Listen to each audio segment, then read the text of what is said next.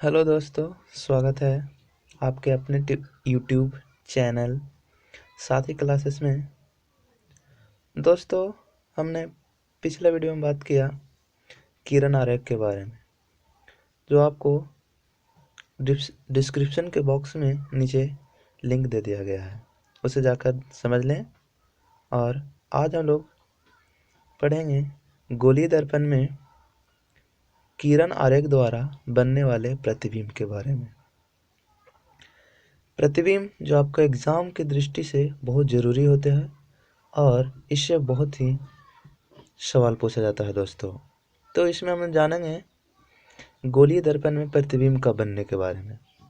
यानी गोलीय दर्पण हम बताएं दोस्तों दो प्रकार के, अवतल और उत्तल दर्पण। तो इसमें हम सबसे पहले जानते हैं दोस्तों कि गोलीय दर्पण के कौन कौन से भाग को क्या कहते हैं। जैसे हमने पी लिखा, तो पी का मतलब क्या होगा, तो ये होगा दर्पण का ध्रुव। दर्पण का ध्रुव। हमने लिखा शी, तो शी कहने का मतलब होगा दोस्तों दर्पण का वक्रता केंद्र। वक्रता केंद्र। हमने लिखा एफ, तो दोस्तों ये होगा दर्पण का फोकस। हमने लिखा पीसी, तो ये होगा दोस्तों दर्पण का मुख्य अक्ष या प्रधान अक्ष। इसके बाद दोस्तों होगा एफ बी, लिखने का मतलब कि दर्पण के मुख्य अक्ष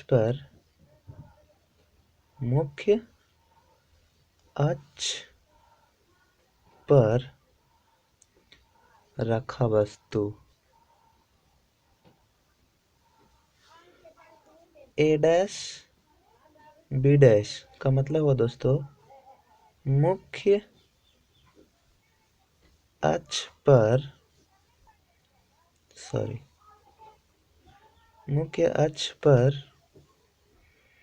वस्तु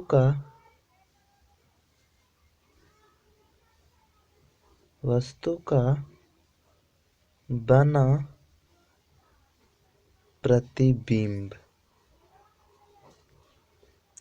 इसके बाद दोस्तों और भी हम लोग दिखा सकते हैं आभास। वास्तविक लाइन को हम लोग दिखाएंगे।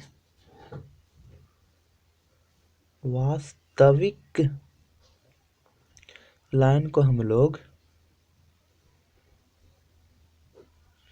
सीधे एकदम ऐसे कटाएंगे, और जो काल्पनिक लाइन होगी, आभासी प्रतिबिंब होगी, काल्पनिक के लिए हम लोग इस तरीका से डॉट डॉट करके एक दूसरे से क्रॉस कराएंगे। ये होगा दोस्तों वास्तविक प्रतिबिंब के लिए, और ये होगा काल्पनिक प्रतिबिंब के लिए। तो अब हम लोग दोस्तों शुरू करते हैं प्रतिबिंब बनाना। तो सबसे पहले हम लोग दोस्तों शुरू करते हैं अवतल दर्पण में। अवतल दर्पण में प्रतिबिंब का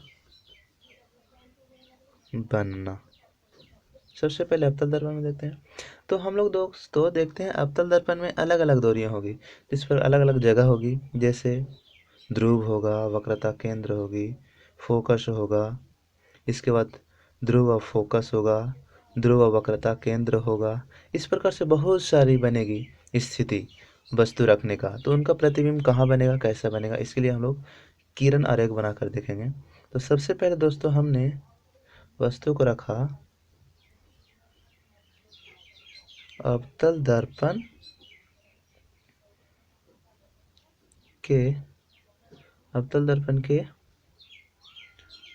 फोकस और ध्रुव के बीच। तो ये क्या बनेगा दोस्तों, तो देखिए बना करके देखते हैं। प्रतिबिंब अवतल दर्पण हमने बनाया, इसे बाहर से पॉलिश किया, तो ये बन गया हमारा अवतल दर्पण। कौन सा दर्पण बन गया? अवतल दर्पण। ये हम इसको बना देते हैं, इसका मुख्य अक्ष, यहाँ नाम रख देते हैं P, और यहाँ पर इसको मान लेते हैं हम लोग C। बीच में इसके बीच का जगह होगा जो होगा F, फोकस। अब दोस्तों हमने क्या कहा? अवतल दर्पण के फोकस और ध्रुव के बीच रखा, वस्तु को रखना है बीच, रखा गया है वस्तु। तो यहाँ पर कोई वस्तु होगा, इसका नाम हम रख देते हैं A और B।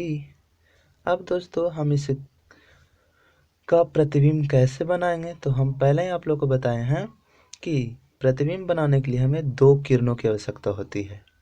तो लो दोस्तों देखिए, पहला किरण लेते हैं इसमें मुख्य अक्ष के समांतर, इसके समांतर किरण लेते हैं।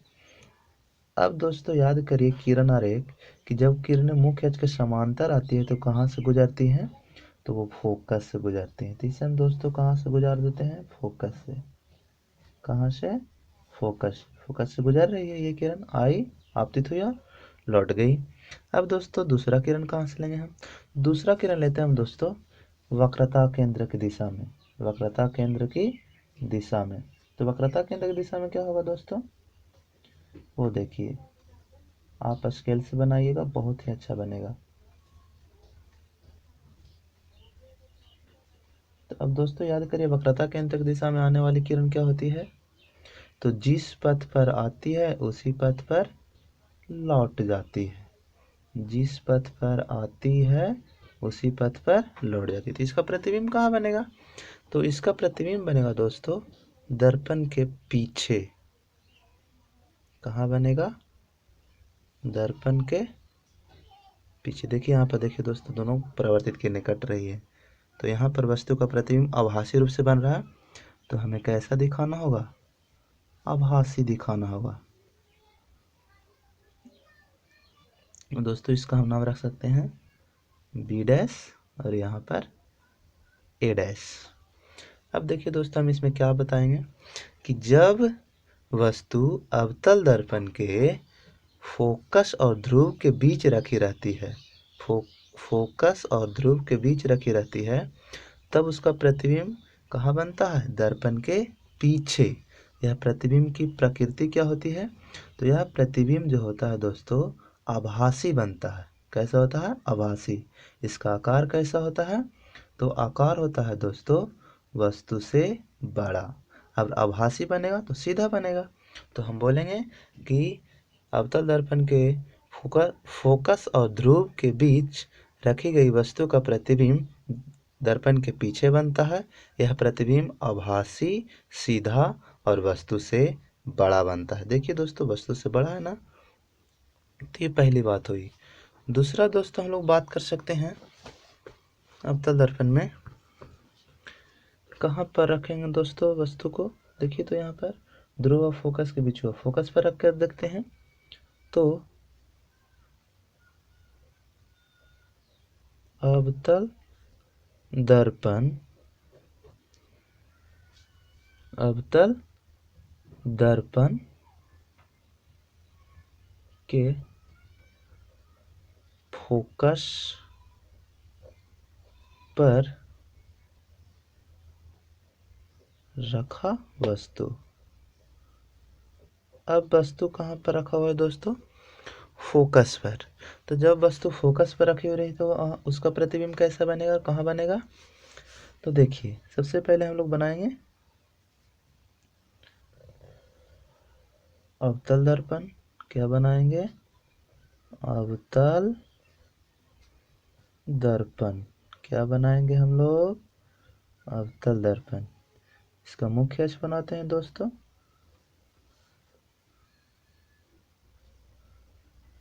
ये रहेगा। यहाँ पर होगा क्या? ध्रुव। यहाँ पर क्या मान लेते हैं? फोकस। और यहाँ पर क्या मान लेते हैं दोस्तों? वक्रता केंद्र। अब दोस्तों हमने वस्तु को कहाँ रखा है? तो हमने वस्तु को रखा है फोकस पर। कहाँ पर रखा है? फोकस पर। फोकस पर रखा।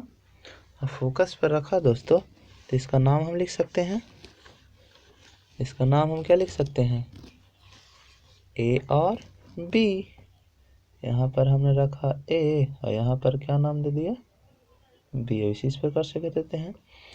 अब देखिए दोस्तों, हम इसमें प्रतिबिंब बनाने के लिए दो किरण लेंगे। तो पहला किरण हम लोग लेंगे मुख्य अक्ष के समांतर। तो मुख्य अक्ष के समांतर जब किरणें आएगी तो दर्पण से परावर्तन के बाद कहाँ से गुजरेगी? तो दर्पण से परावर्तन के बाद फोकस से गुजरेगी। कहाँ से गुजरेगी? फोकस से। देखिए गुजर गई ये किरण फोकस से। अब देखिए दोस्तों, दूसरा किरण हम लोग लेते हैं वक्रता केंद्र की दिशा में। तो वक्रता केंद्र की दिशा में लेते हैं। तो देखिए दोस्तों ये किरण जिस पथ पर आएगी उसी पथ पर लौटेगी। अब देखिए दोस्तों, इसमें किरण जो है ना सीधे एक दूसरे के समांतर जा रही है, लगती है कहीं पर कटेगी नहीं। दर्पण के पीछे इसमें नहीं बनता है प्रतिबिंब। तब कहाँ बनेगा? तो हम लोग बोलेंगे कि इसका प्रतिबिंब अनंत पर बनेगा। कहाँ बनेगा? अनंत पर। तो दोस्तों हम बोलेंगे कि अवतल दर्पण के फोकस पर रखा गया वस्तु का प्रतिबिंब कहाँ बनता है? अनंत पर बनता है। कहाँ बनता है? अनंत पर। और वह प्रतिबिंब कैसा होता है? तो वह प्रतिबिंब होता है दोस्तों वास्तविक। कैसा प्रतिबिंब होता है? वास्तविक। और वास्तविक होगा तो उल्टा होगा, क्योंकि वास्तविक प्रतिबिंब हमेशा क्या होती है? उल्टा होती है। और उल्टा होता है और वस्तु से बहुत ही बड़ा बनता है। अनंत पर बनेगा तो ऐसे में बहुत वस्तु से बहुत बड़ी बनेगी। तो समझ में आया दोस्तों? ये हुई अवतल दर्पण के फोकस पर रखी गई वस्तु का प्रतिबिंब। कि फोकस पर रखा हुआ रहेगा तो उसका प्रतिबिंब अनंत पर बनेगा, वह प्रतिबिंब वास्तविक होगा और उल्टा होगा और वस्तु से बहुत ही बड़ा होगा। अगला हम लोग बात करते हैं दोस्तों तीसरा पॉइंट, अवतल दर्पण के फोकस और वक्रता केंद्र। फोकस लिख देते हैं, फोकस और वक्रता केंद्र। एफ मतलब फोकस और सी मतलब वक्रता केंद्र के बीच रखा वस्तु का प्रतिबिंब कहाँ कैसा बनेगा। तो दोस्तों इसमें हम लोग बात करते हैं फिर से। तो इसके लिए भी हम लोग क्या लेते हैं? एक अवतल दर्पण लेते हैं। क्या लेते हैं हम लोग? एक अवतल दर्पण लेते हैं। ये हुआ हमारा अवतल दर्पण। इसे बाहर से पॉलिश कर देंगे।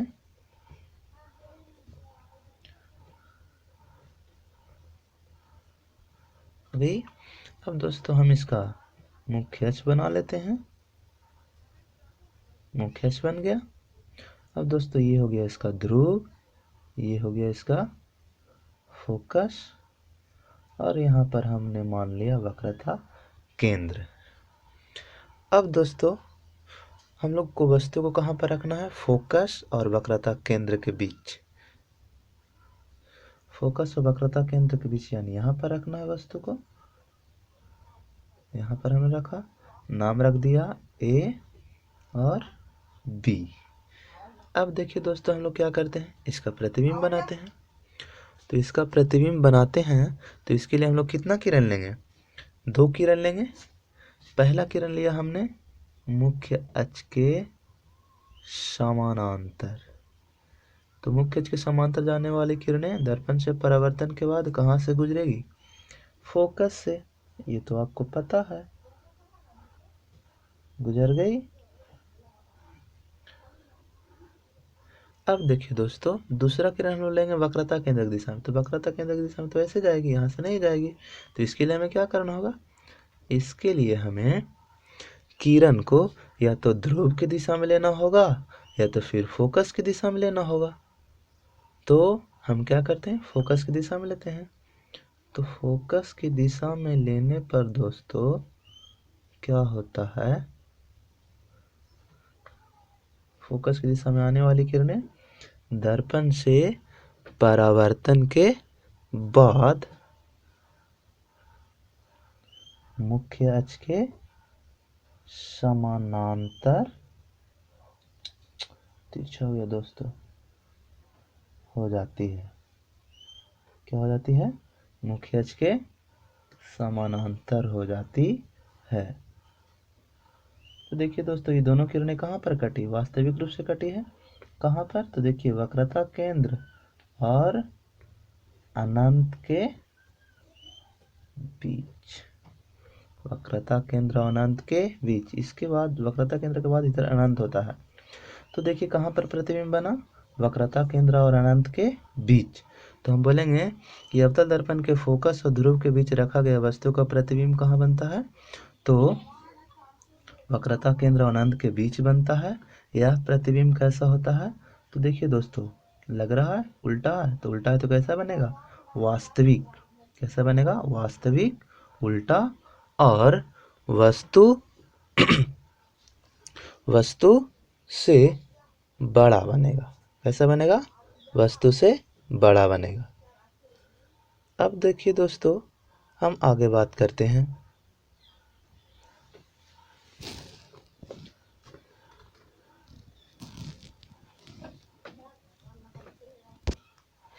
वस्तु से बड़ा बनेगा।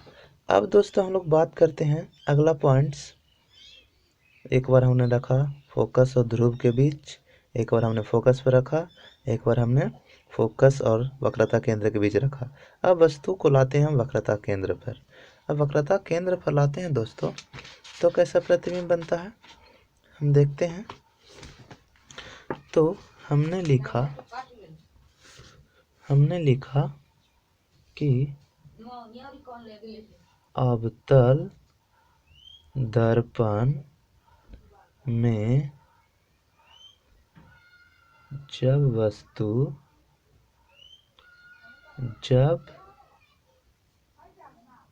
वस्तु वक्रता केंद्र पर रखा हो, वक्रता केंद्र पर रखा हो, तो उसका प्रतिबिंब कहाँ बनेगा, कैसा बनेगा। तो देखिए दोस्तों, इसके लिए हम सबसे पहले क्या लेते हैं, एक अवतल दर्पण लेते हैं।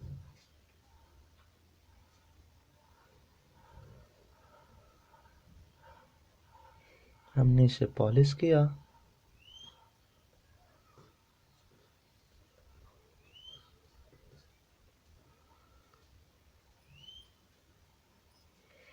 इसका हम मुख्य अक्ष बनाते हैं। यहाँ पर हमने ध्रुव माना, यहाँ पर फोकस, और इसी से दुगना दूरी मान लिया वक्रता केंद्र। अब देखिए दोस्तों, वस्तु कहाँ पर रखना हमें, वक्रता केंद्र पर। हमने वस्तु को कहाँ रख दिया, वक्रता केंद्र पर रख दिया। अब देखिए दोस्तों, इसका नाम हम रख सकते हैं ए और बी रख सकते हैं। अब इसके लिए हमें दो किरण लेना होगा, तो एक किरण हमने लिया मुख्य अक्ष के समांतर,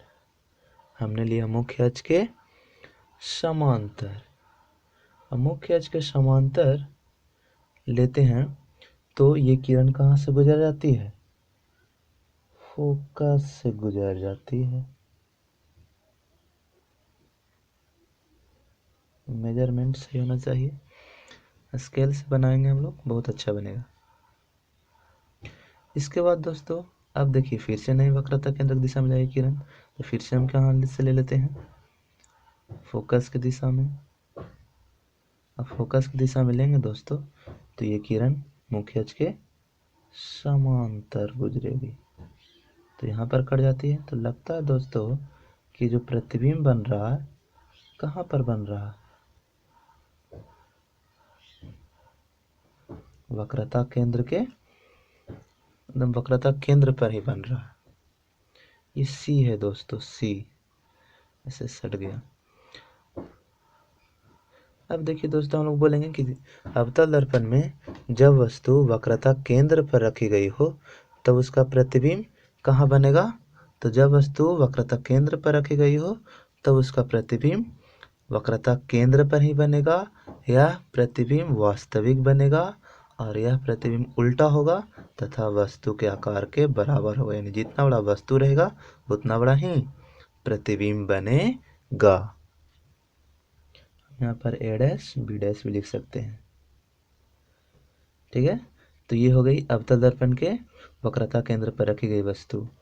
एक और हम लोग बात कर लेते हैं दोस्तों कि अवतल दर्पण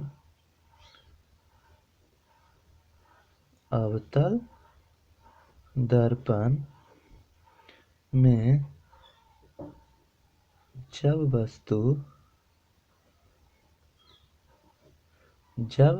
वस्तु वक्रता केंद्र और अनंत के बीच रखा गया हो, वक्रता केंद्र और अनंत के बीच रखा गया हो तो इसका प्रतिबिंब कहाँ बनेगा दोस्तों? तो इसके लिए भी हम क्या करते हैं, किरण आरेख बनाते हैं। इसे हम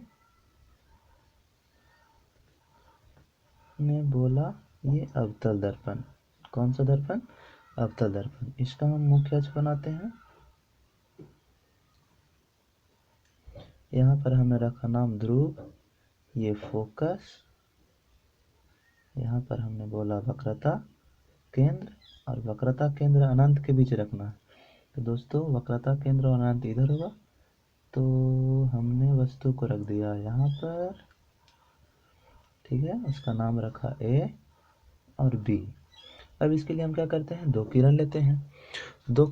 तो एक किरण लेंगे हम लोग दोस्तों मुख्य अक्ष के समांतर। मुख्य अक्ष के समांतर जो किरण आती है वो फोकस से होकर गुजर जाती है। ठीक है दोस्तों, अब हमने क्या किया, दूसरा किरण वक्रता केंद्र की दिशा में लेंगे। तो वक्रता केंद्र की दिशा में लेंगे अगर, तो ये देखिए थोड़ा सा तिरछा हो गया दोस्तों, स्केल से लेंगे बहुत अच्छा बनेगा। तो स्केल से लेने के बाद ये सही बनेगी, सीधे आएगा, यहाँ पर टकराएगा। तो वक्रता केंद्र की दिशा में जिस पथ पर आएगी उसी पथ पर लौट जाएगी। तो ये किरण देखिए दोस्तों कहाँ पर बन रहा है, इसका प्रतिबिंब। तो ये दोनों किरणें यहाँ पर कट रही है, यहाँ पर हम लोग नाम रखेंगे ए और बी। तो हम लोग बोलेंगे दोस्तों कि जब वस्तु अवतल दर्पण के वक्रता केंद्र और अनंत के बीच रखी होती है तो उसका प्रतिबिंब कहाँ बनती है? तो उसका प्रतिबिंब फोकस और वक्रता केंद्र के बीच बनती है। फोकस और वक्रता केंद्र के बीच यह प्रतिबिंब कैसी होती है? तो यह प्रतिबिंब वास्तविक होती है और यह उल्टा होती है, वास्तविक और उल्टा, तथा वस्तु के आकार से छोटी होती है। हम लोग बोलेंगे कब? जब अवतल दर्पण के फोकस और वक्रता केंद्र के बीच, वक्रता केंद्र और अनंत के बीच रहेगी तब। ये हुआ वक्रता केंद्र और अनंत के बीच रखी गई वस्तु का प्रतिबिंब। एक और लास्ट है दोस्तों, हम लोग को सिर्फ समझ लेना चाहिए कि जब वस्तु अनंत पर रखा गया हो, जब वस्तु कहाँ रखा गया हो? अनंत पर, यानी अवतल दर्पण में जब वस्तु अनंत पर